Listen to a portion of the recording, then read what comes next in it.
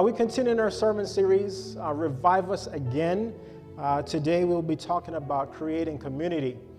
And to start off, I want you to turn your Bibles with me to Genesis 1:26. You should have covered this a few weeks ago in your daily Bible reading. But we're going to look at two verses, Genesis 1:26 and 27. If you're online, I'll just give you a minute to find it. It shouldn't be hard. The very first book, first chapter. And if you're on there, please say amen. Let me know that you're there. Genesis 1:26, the first part says, "Then God said, let us make man in our own image according to our likeness." Let us make man in our own image. In just that one sentence, we can see that God dwells in community. The Father, Son, and the Holy Spirit in community together. Then they went on to say, so God created man in his own image. The first point I wanted to establish today is, first, God dwells in community, and he wants his own prized possession to also experience that community that he and the Father has. See, Jesus prayed in John 17:21, "I pray that you will be one just as you and I are one, as you are in me, Father, and I in you. And may they be in us, so that the world will believe you sent me." Not just that God created us for community and for relationship, he wants us to be in relationship with him as well. You see, we were made in his image and likeness to experience true community, true togetherness, and true oneness. You see, creation was not good. It was not complete until community was created. You may be saying, what, it wasn't good? All right, let's explore. In Genesis 2:18 says, "And the Lord God said, it is not good that man should be alone." Did you guys catch that? It is not good to be isolated, to be by yourself. He continues, "I will make him a helper comparable to him." You see, creation was not good, not complete, until community was established. Let's explore some more. In Genesis 1, God created light, and he said, he saw the light and it was good. Verse 9, he said, he created the earth and the sea, and he saw it and it was good. Verse 11 and 12, he made the vegetation and food, and God saw that it was good. He made the moon and the stars, and he said it was good.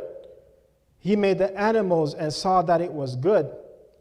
You see, God was very pleased with his creation. 6 times throughout the process in creating, God stopped and observed his handiwork and saw that it was good. But on final inspection of all he had made, God regarded as very good once community was established. You see, you may have the perfect environment, all the provisions you have made, all the provisions, but without community, it's not good. It's an empty feeling. From the very beginning, God established the need for and importance for community.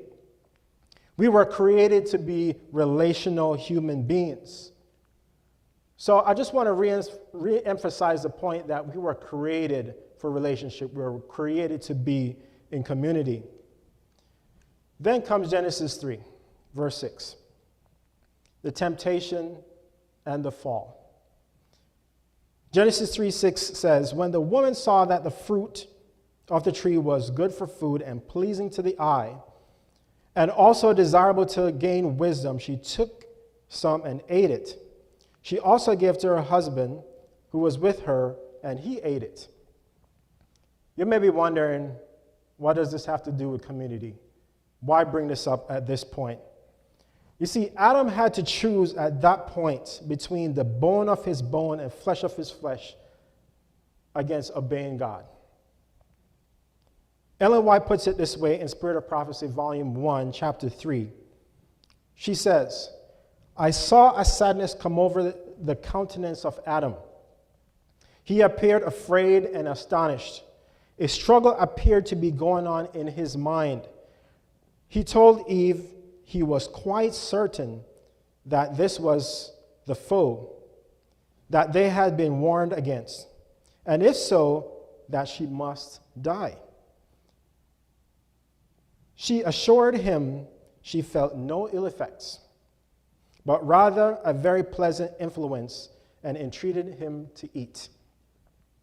Adam quite well understood that his companion had transgressed the only prohibit laid upon them at the test of their fidelity and love. Adam regretted that Eve had left his side, but now the deed was done. He must be separated from her, whose society he had loved so well. How could he have done this? His love for Eve was so strong. In an utter discouragement, he resolved to share in her fate.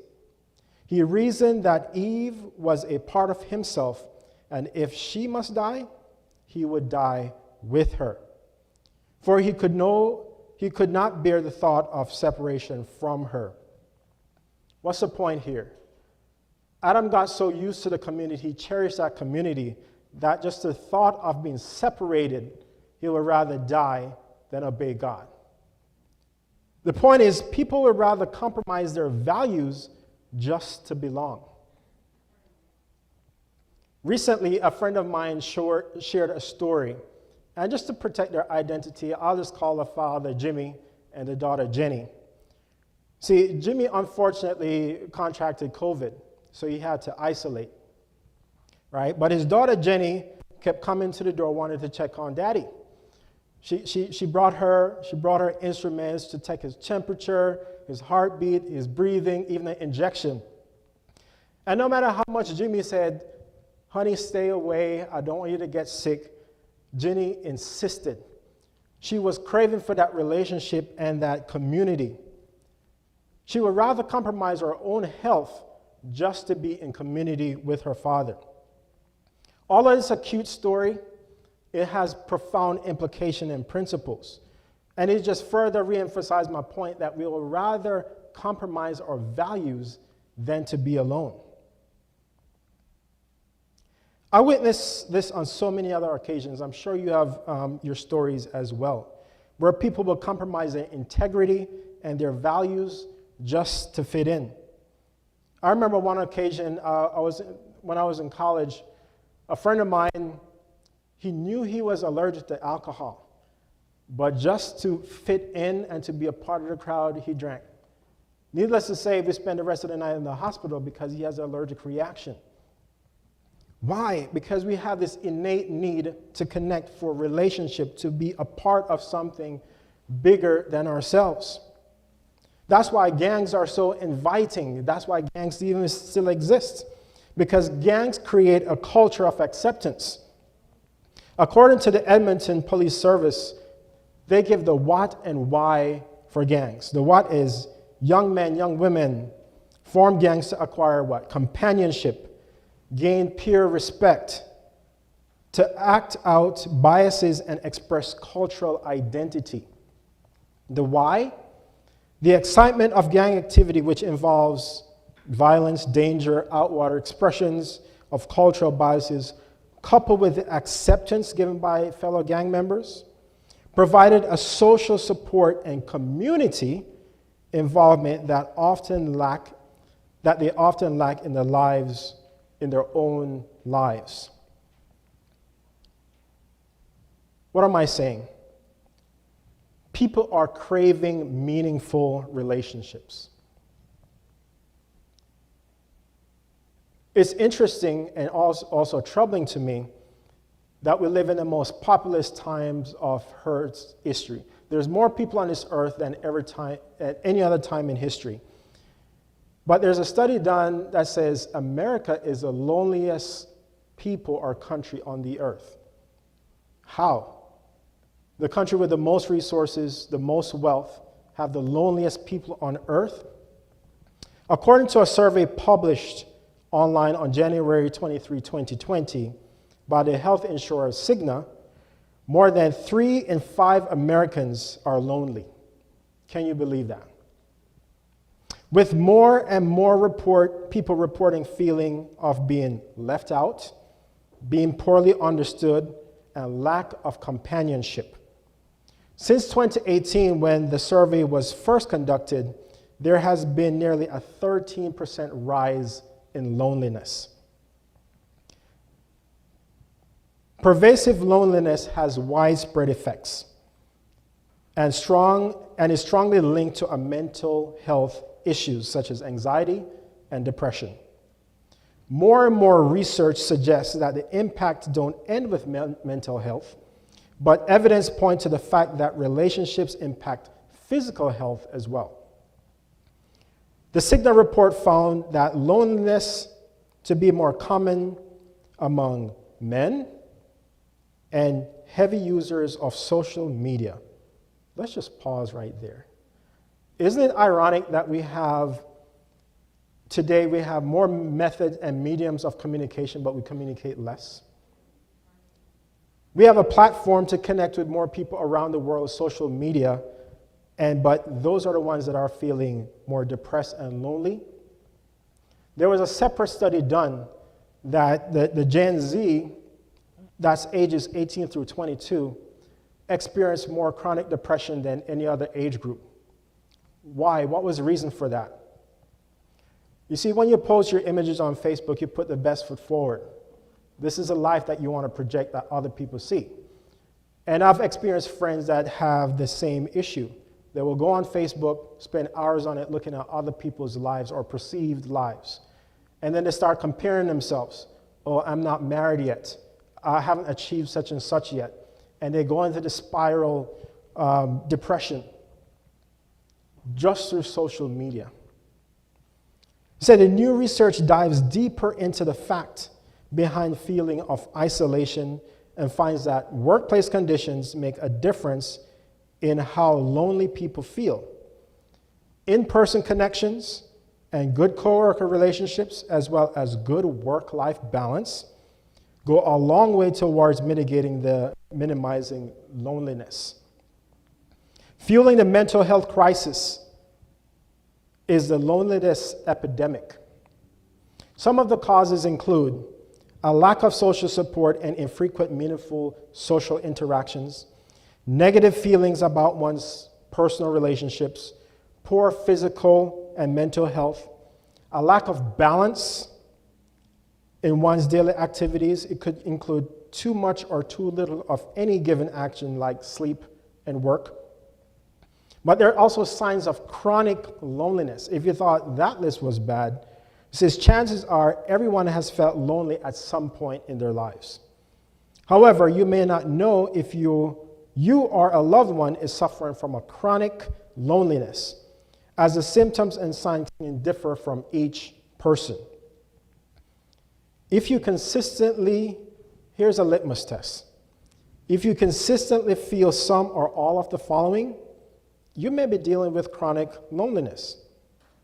1, the inability to connect with others on a deeper, more intimate level.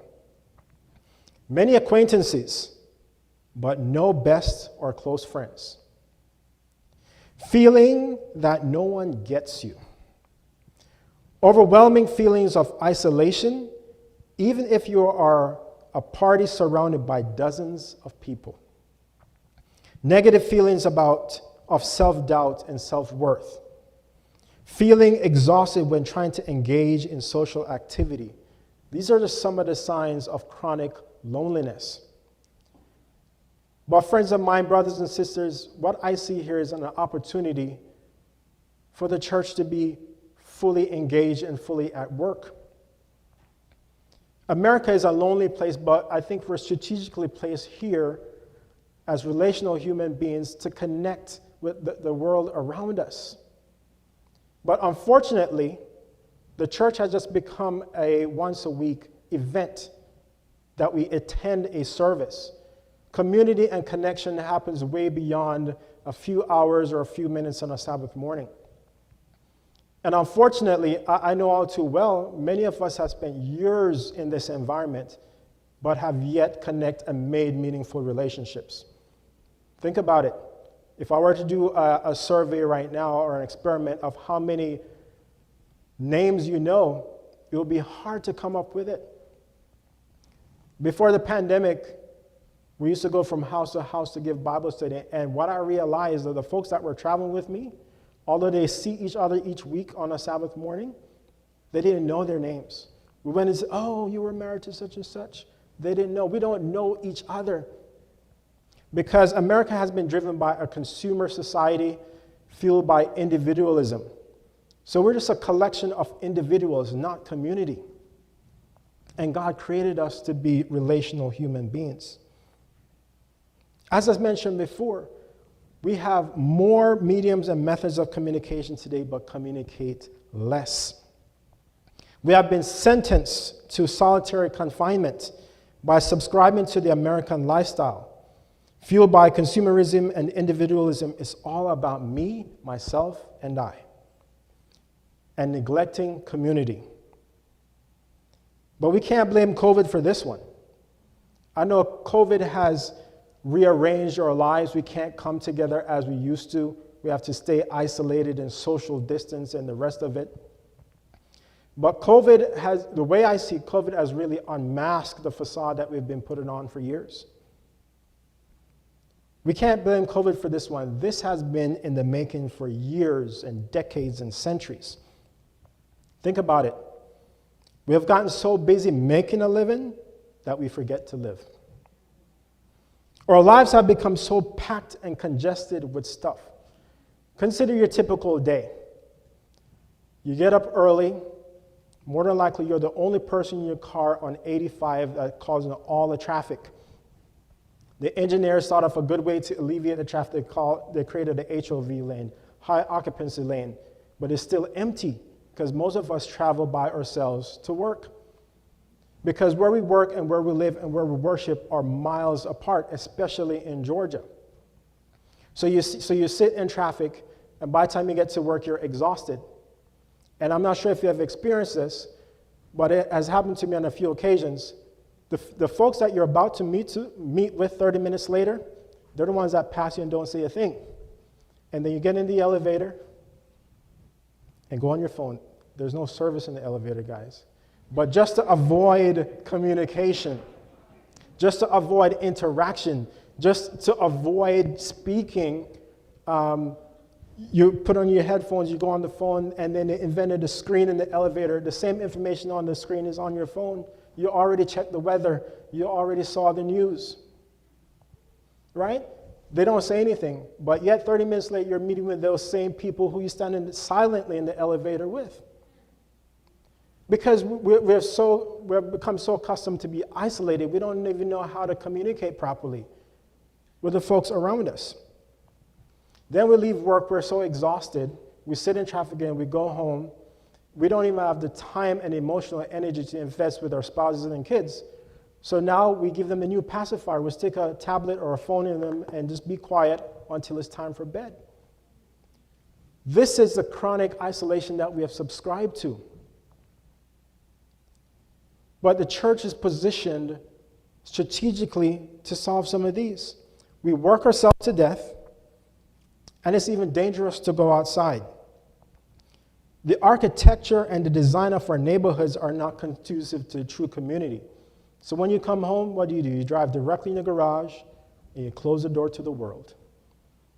Your neighbors are more accustomed to your cars than you. And if you live in a neighborhood like mine, it's just odd to see people walking along the community, walking in the community. And if you're a black male, you best not wear a hoodie. That may cost you your life. That's the society that we live in today. So we're isolated in the cars, in the job, and then we're emotionally drained and exhausted at home to even find true relationship and community. Recently, I had an experience. I've lived in my community for over 10 years. And it took a storm and 2 trees coming down for me to meet and connect with my neighbor. We share lawns. It's not like across the street or down the street. We share lawns. What's my point? Don't wait till the storm comes to find an opportunity to connect. We have to be intentional about making connections and fostering relationships. You see, opportunities are created for us each and every day. Let's not wait for the storm to come.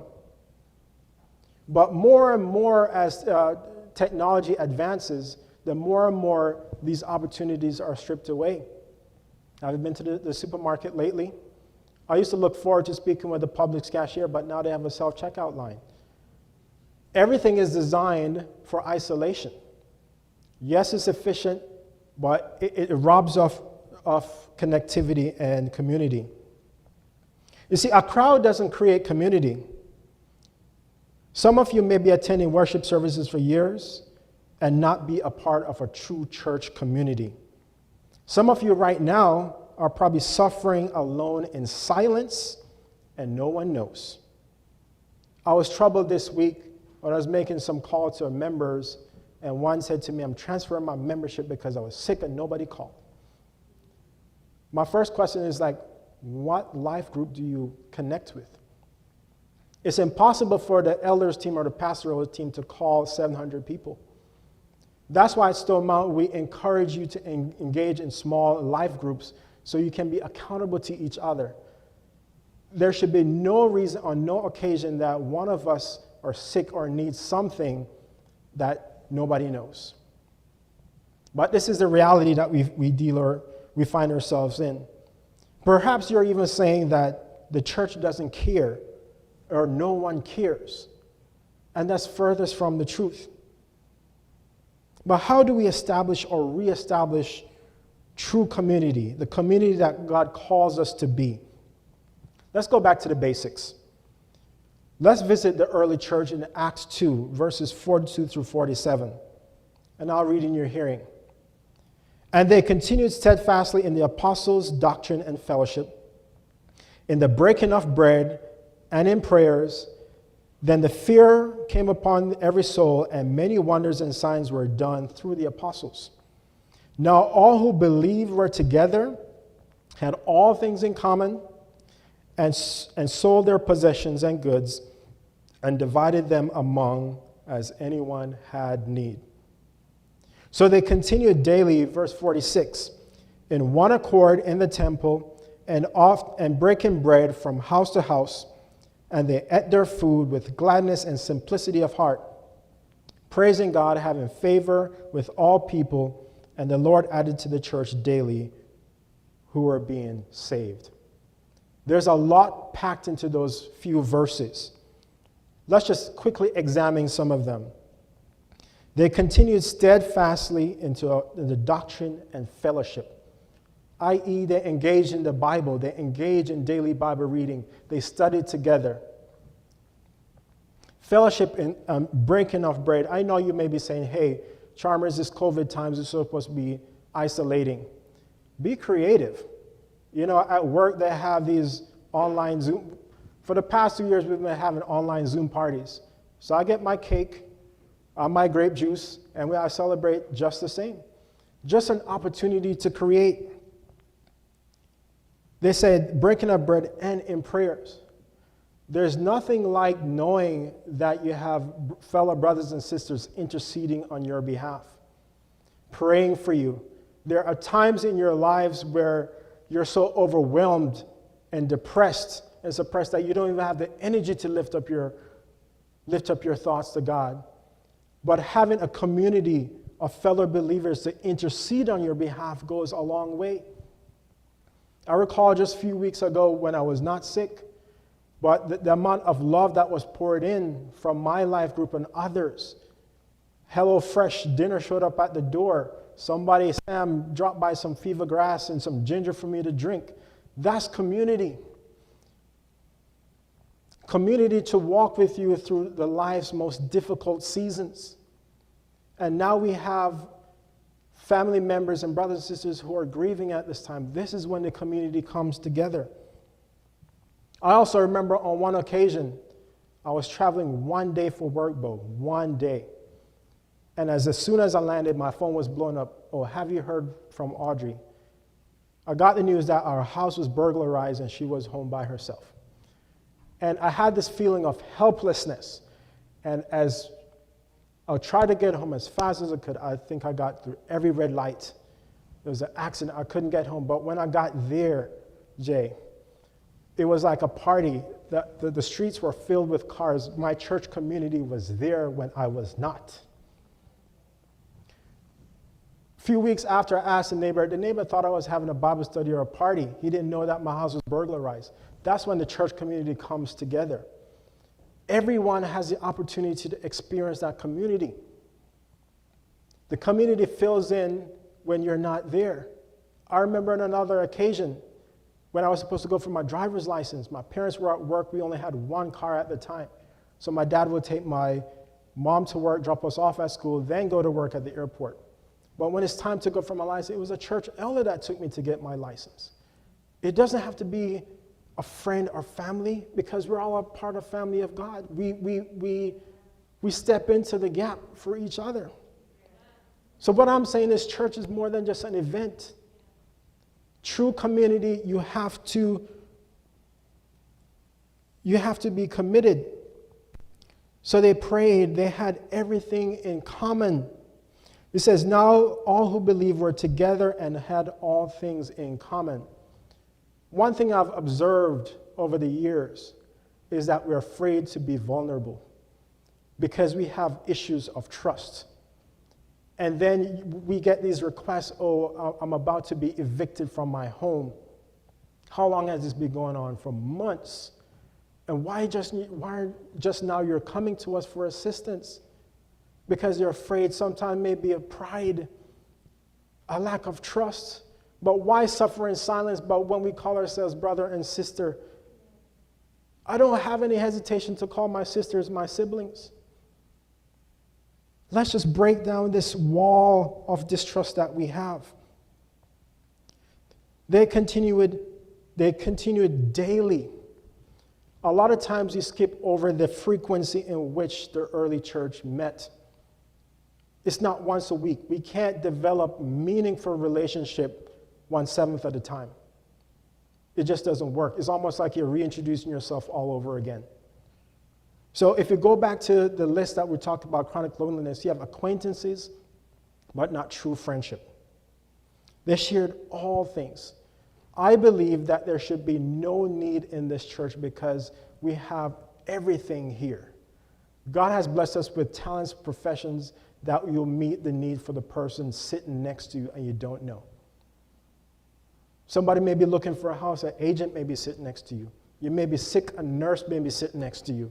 If you're looking for a homeschooler teacher may be sitting next to you, but we don't know because we're so closed. But let's just get back to the basics. I remember growing up, all I had to do was go outside. CJ, you remember coming from school, if you were hungry, go over to the neighbor's house. You didn't need an invitation. You didn't need a text message.